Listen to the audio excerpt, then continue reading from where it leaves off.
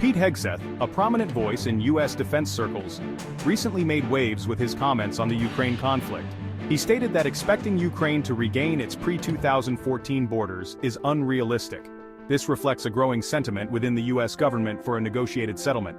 Hegseth's words signal a potential shift in U.S. policy towards a more pragmatic approach. The U.S. is increasingly focused on domestic issues and strategic competition with China. The U.S. remains a staunch ally of Ukraine, providing significant military and financial aid. However, the administration is wary of escalating tensions with Russia. The United States finds itself at a crossroads. Faced with mounting internal challenges and a rapidly changing global order, the country is re-evaluating its foreign policy priorities. There is a growing consensus, articulated by both Democrats and Republicans, that the U.S. must focus on strengthening its own borders and addressing economic disparities within its own society. This inward-looking approach has led to a greater emphasis on diplomacy and a reluctance to engage in protracted military interventions abroad. The U.S. is increasingly seeking to resolve conflicts through negotiation and international cooperation, rather than through unilateral action or military force. This shift is partly driven by the costly and inconclusive wars in Iraq and Afghanistan, which have eroded public support for overseas military engagements.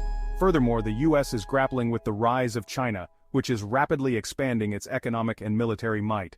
The Biden administration views China as its primary strategic competitor and is seeking to counter its influence in the Indo-Pacific region and beyond.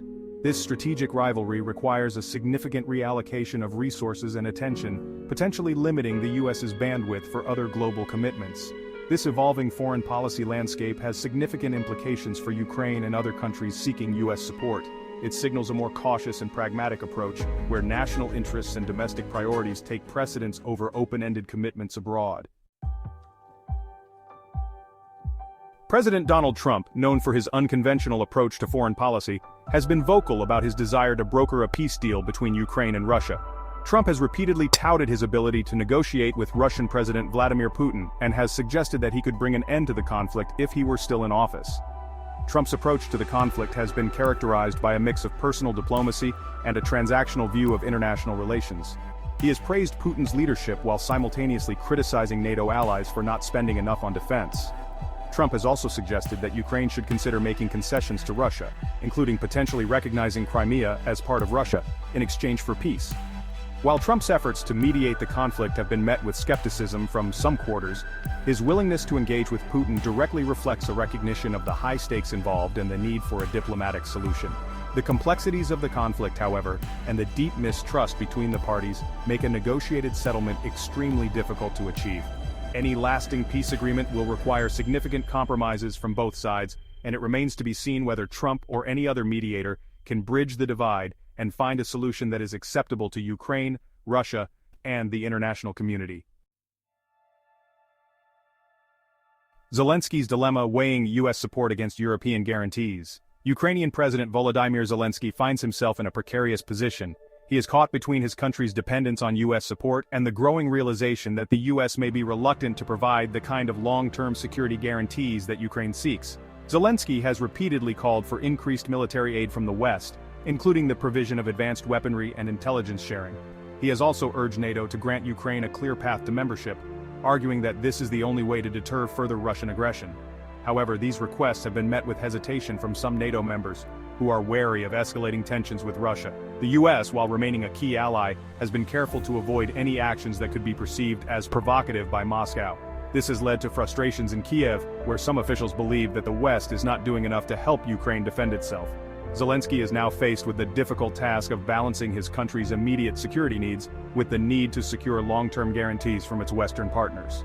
This balancing act is further complicated by the changing dynamics within Europe. The European Union is increasingly taking on a more prominent role in supporting Ukraine, both politically and economically. A shifting global landscape implications for NATO and international security. The evolving situation in Ukraine has profound implications for the future of NATO and the broader international security order. The conflict has exposed divisions within the alliance, particularly regarding the level of support that should be provided to Ukraine and the willingness to risk confrontation with Russia.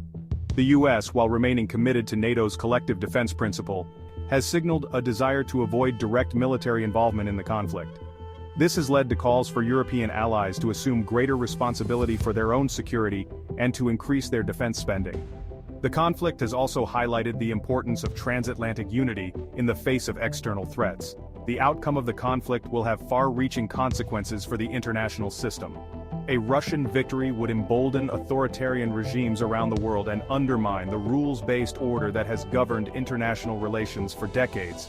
Conversely, a Ukrainian victory, or a negotiated settlement that preserves Ukraine's sovereignty and territorial integrity, would be a victory for democracy and the principle of self-determination.